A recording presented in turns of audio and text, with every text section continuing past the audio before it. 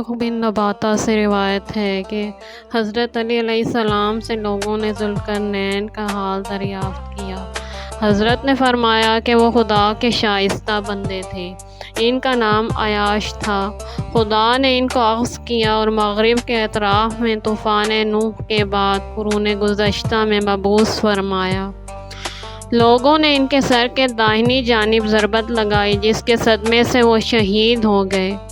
پھر 100 سال کے بعد خدا نے ان کے دوسرے قرن میں مبعوث کیا۔ وہ مشرق کے اطراف میں تھے۔ پھر لوگوں نے ان کے سر کے بائیں جانب وار کیا، جس سے وہ شہید ہو گئے۔ پھر 100 سال کے بعد خدا نے ان کو زندہ کیا اور ان دونوں ضربتوں کی جگہ 2 شاخیں عطا فرمائیں، جن کے درمیان خلا تھا، اور ان کے دونوں شاخوں کے بیچ میں خدا نے بادشاہی، عزت اور پیغمبری کا معجزہ قرار دیا۔ پھر ان کو آسمان اول پر لے گیا اور حجابات اٹھا دیے، تو مشرق و مغرب کے درمیان مثل پہاڑ اور صحرا اور راستے اور جو کچھ زمین میں تھا ذوالقرنین نے دیکھا، اور خدا نے ان کو ہر چیز کا علم عطا فرمایا، جس سے وہ حق و باطل کو پہچانتے تھے، اور ان کو ان کی شاخوں میں آسمان کے ایک قطع ابر کے ساتھ تقویت دی، جس میں تاریکیاں اور بجلی تھی۔ پھر ان کو زمین میں بھیجا اور ان کو وحی کی کہ اطراف مشرق و مغرب کی زمین میں سیر کرو، کیونکہ میں نے تمہارے لیے شہروں کا طے کرنا آسان کیا اور لوگوں کو تمہارا مطیع کیا اور تمہارا خوف ان کے دلوں میں پیدا کر دیا۔ ذوالقرنین ناحیہ مغرب کی طرف روانہ ہوئے۔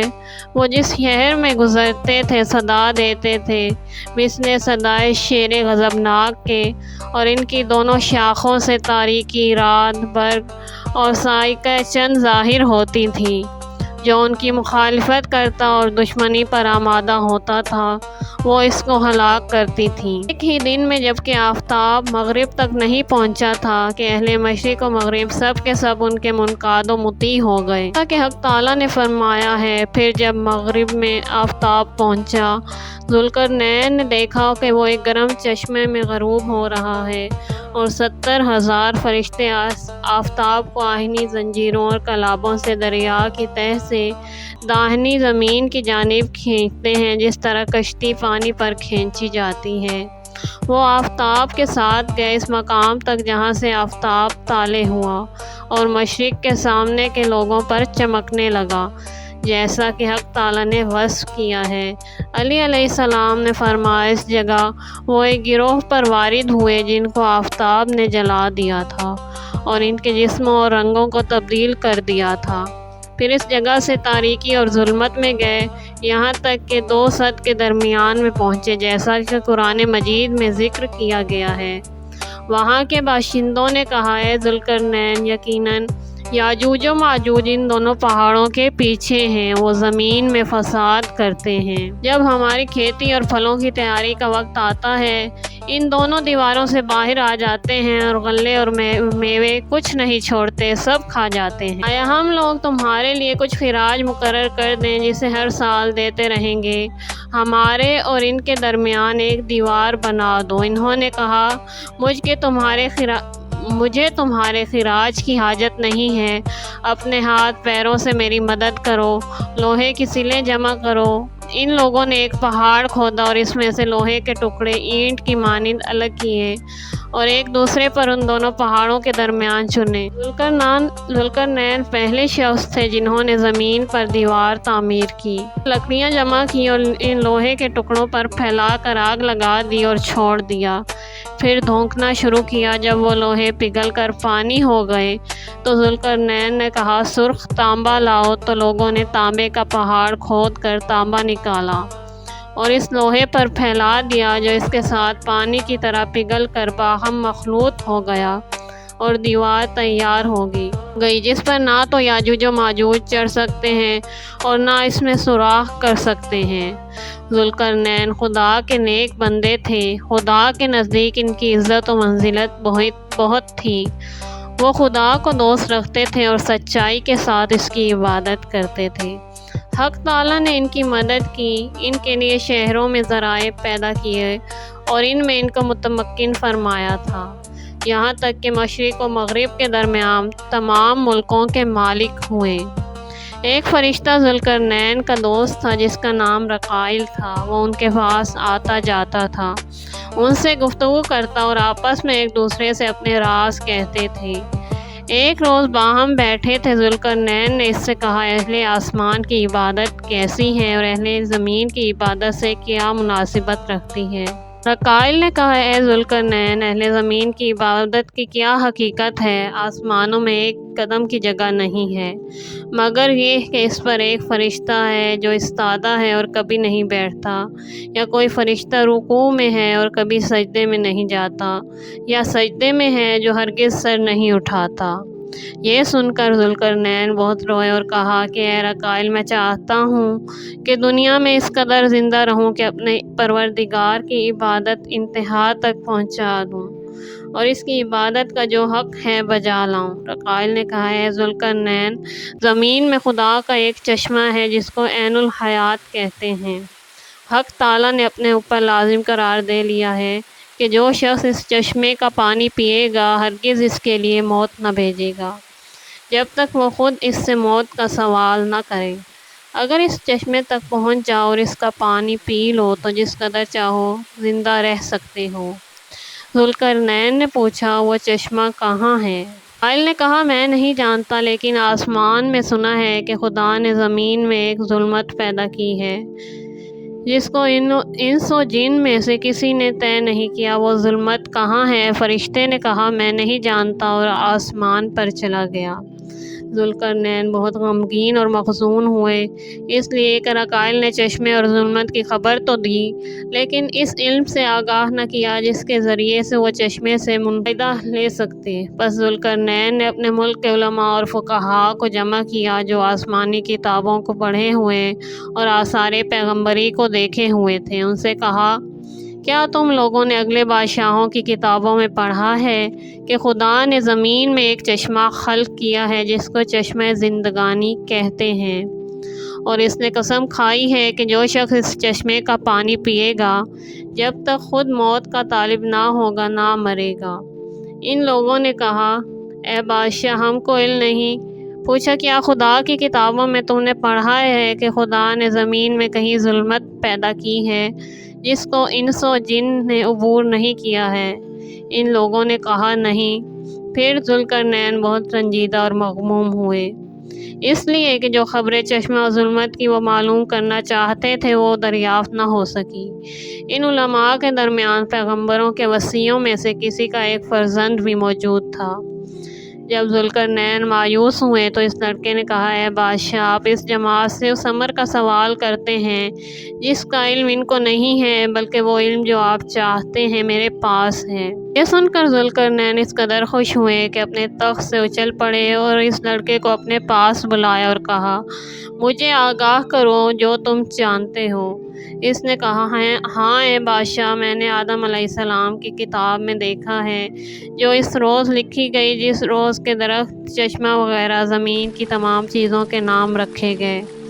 اس میں لکھا ہے کہ ایک چشمہ ہے جس کو عین الحیات کہتے ہیں، جس کا تعلق خدا کے حتمی ارادے سے ہے۔ وہ یہ کہ جو شخص اس کا پانی پیے گا اس وقت تک نہ مرے گا جب تک کہ خدا سے موت کا طالب نہ ہو، اور وہ چشمہ تاریکی میں ہے جس میں انس و جن میں سے کوئی نہیں گیا ہے۔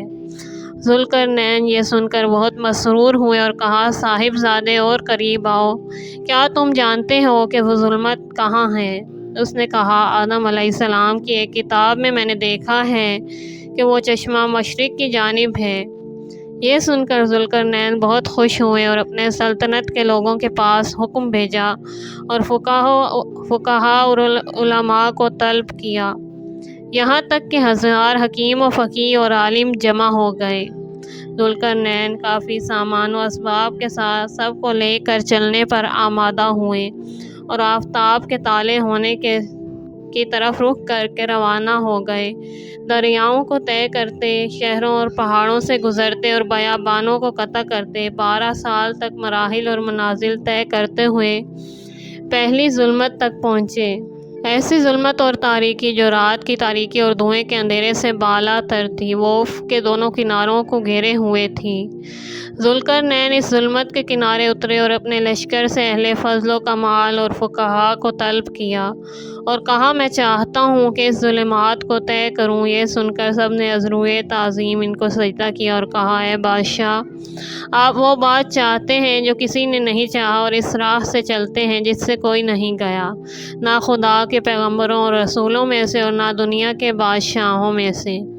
ذوالقرنین نے کہا، مجھ کو اس میں چلنا اور اپنے مقصود کی تلاش ضروری ہے۔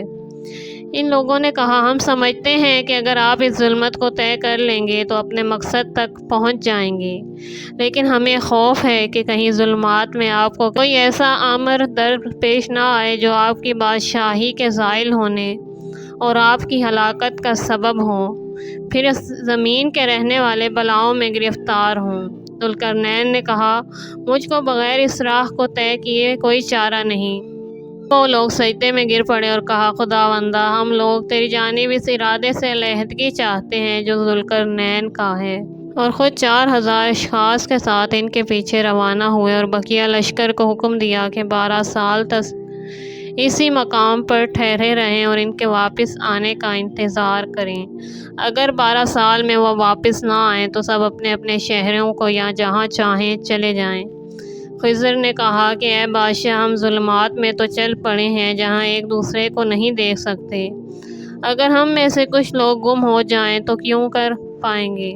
ذوالقرنین نے ان کو ایک ڈال دیا جو ضیاء اور روشنی میں ایک مشعل کے مانند تھا اور کہا، جب تم میں سے کوئی گم ہو جائے تو اس ڈال کو زمین پر پھینک دینا، اس میں سے ایک آواز پیدا ہوگی تو گمشدہ شخص اس کی آواز کے سہارے آ کر مل جائے گا۔ خضر نے اس کو لے لیا اور ظلمات میں داخل ہو گئے۔ آگے آگے خضر چل رہے تھے۔ وہ جس منزل سے روانہ ہوتے تھے ذوالقرنین اس منزل پر پہنچ کر قیام کرتے تھے۔ ایک روز خضر ظلمات میں ایک دھوئیں کے اندر گزرے اور اپنے ساتھیوں سے کہا، اس جگہ ٹھہر جاؤ اور اپنی جگہ سے حرکت نہ کرو۔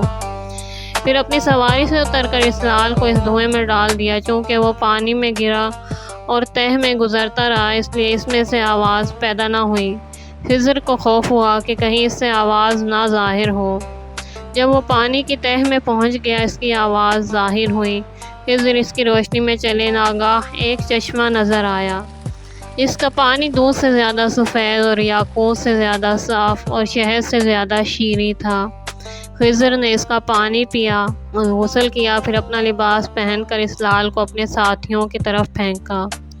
اس سے آواز ظاہر ہوئی۔ اسی آواز پر آپ چلے اور اپنے اصحاب تک پہنچ گئے اور سوار ہو کر اپنے لشکر کی طرف روانہ ہوئے۔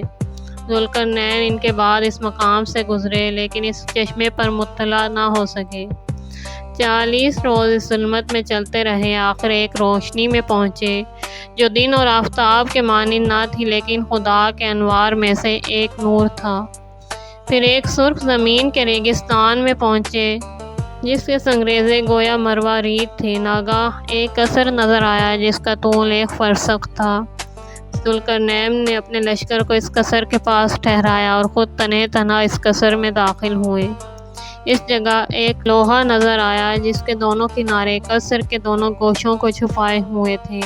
ایک سیاہ پرندہ آسمان و زمین کے درمیان ابابیل کے مانند اس لوہے میں لٹکا ہوا تھا۔ جب اس نے ذوالقرنین کے پیر کی آواز سنی، کہا، کون ہے؟ فرمایا، میں ذوالقرنین ہوں۔ اس پرندے نے کہا، کیا وہ زمین جس کو تم اپنے پیچھے چھوڑ آئے ہو تمہارے لیے کافی نہ تھی کہ میرے قصر کے دروازے تک پہنچے؟ ذوالقرنین کو اس حال کے مشاہدے اور اس گفتگو کے سننے سے سخت خوف و خطرہ لاحق ہوا۔ اس نے کہا، ڈرو نہیں، اور جو میں پوچھوں اس کا جواب دو۔ ذوالقرنین نے کہا، پوچھو۔ دریافت کیا کہ کیا دنیا میں اینٹیں بہت بڑی ہو گئی ہیں؟ کہا، ہاں۔ یہ سن کر وہ پرندہ خود بخود کانپا اور اس لوہے کے تہائی حصے کے برابر بڑا ہو گیا۔ ذوالقرنین بہت ڈرے۔ اس نے کہا، ڈرو نہیں اور مجھ کو خبر دو۔ کہا، پوچھو۔ اس نے کہا، کیا لوگوں میں ساز کی ترقی ہو گئی ہے؟ کہا، ہاں۔ پھر وہ کانپا اور بڑا ہوا یہاں تک کہ اس لوہے کا 2/3 حصہ اس سے پر ہو گیا اور ذوالقرنین کا خوف زیادہ ہوا۔ اس نے کہا، خوف نہ کرو اور مجھے اطلاع دو۔ کہا، دریافت کرو۔ کہا کیا ناحق گواہی کی عادت لوگوں میں زیادہ ہو گئی ہے؟ ذوالقرنین نے کہا ہاں۔ پھر اس کو لرزہ ہوا اور اس قدر بڑا ہوا کہ تمام لوہا اس سے بھر گیا۔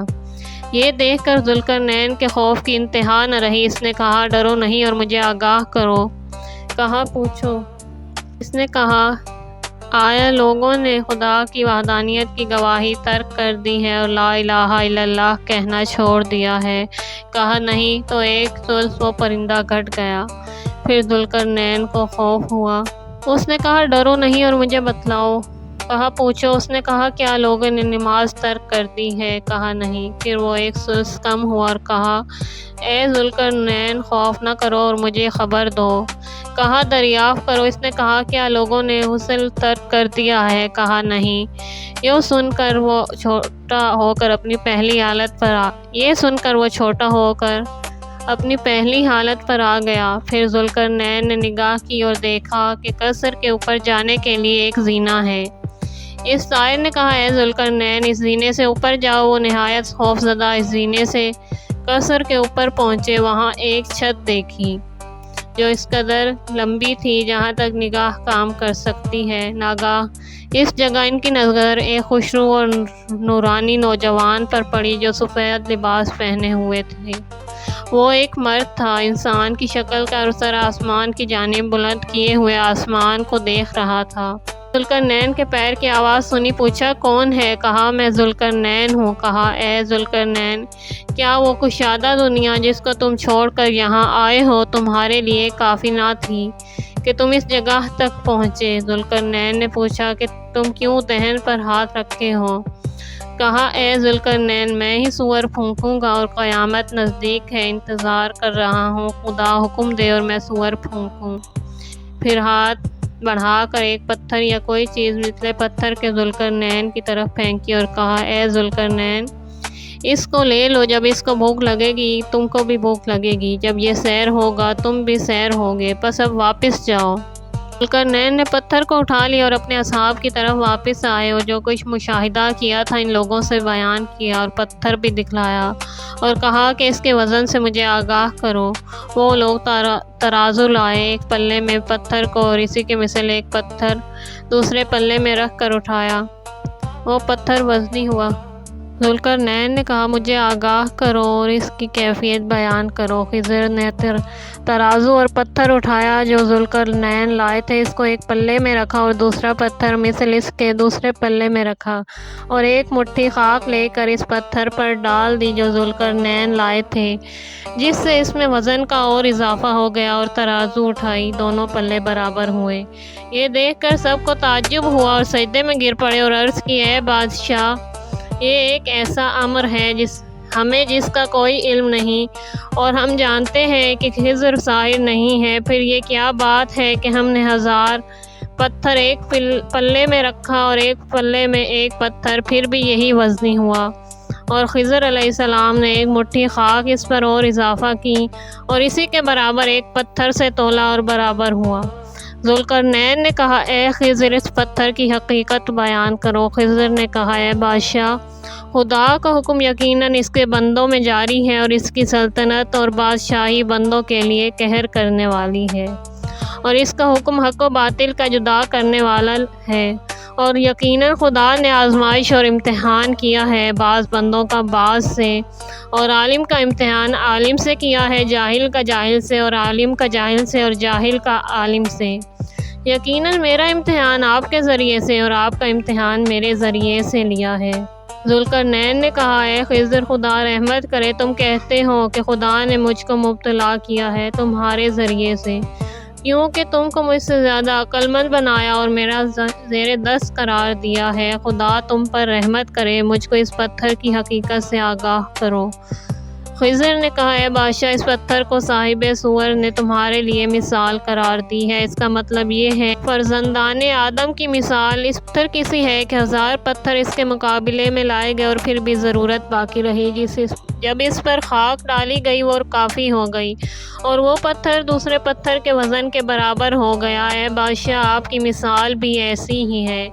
حق تعالی نے بادشاہی کی جو آپ کو عطا کی وہ ظاہر ہے، لیکن آپ اس پر راضی نہ ہوئے بلکہ وہ خواہش کی کہ ویسی کسی نے خواہش نہیں کی، اور اس جگہ داخل ہوئے جہاں انسانوں اور جنوں میں سے کوئی داخل نہیں ہوا تھا۔ انسان کی یہی حالت ہے کہ سیر نہیں ہوتا جب تک قبر میں اس پر خاک نہیں ڈال دی جاتی۔ یہ سن کر ذوالقرنین بہت روئے اور کہا، اے خضر، تم نے سچ کہا، یہ مثال میرے ہی واسطے دی گئی، اور جب اس سفر سے واپس ہوں گا پھر کسی شہر کا ارادہ نہ کروں گا۔ پھر ظلمات میں داخل ہو کر واپس ہوئے۔ اثنائے راہ میں گھوڑوں کے سموں کی آواز آئی جیسے دانوں پر چل رہے ہوں۔ لوگوں نے پوچھا، اے بادشاہ، یہ کیا ہے؟ کہا، اٹھا لو، جو شخص اٹھائے گا پشیمان ہوگا، اور جو نہ اٹھائے گا وہ بھی پشیمان ہوگا۔ یہ سن کر بعض لوگوں نے لے لیا، بعض نے نہیں لیا۔ ظلمات سے باہر آئے دیکھا کہ وہ پتھر زبرجد ہیں، لہٰذا جن لوگوں نے لے لیا تھا اس سبب سے پشیمان ہوئے کہ کیوں نہ زیادہ لیا، اور جنہوں نے نہیں لیا تھا وہ اس وجہ سے پشیمان ہوئے کہ کیوں نہ لیا۔ پھر ذوالقرنین دومت الجندل کی طرف واپس ہوئے۔ ان کی منزل اسی جگہ تھی اور وہ وہیں مقیم رہے یہاں تک کہ رحمت الہی سے واصل ہوئے۔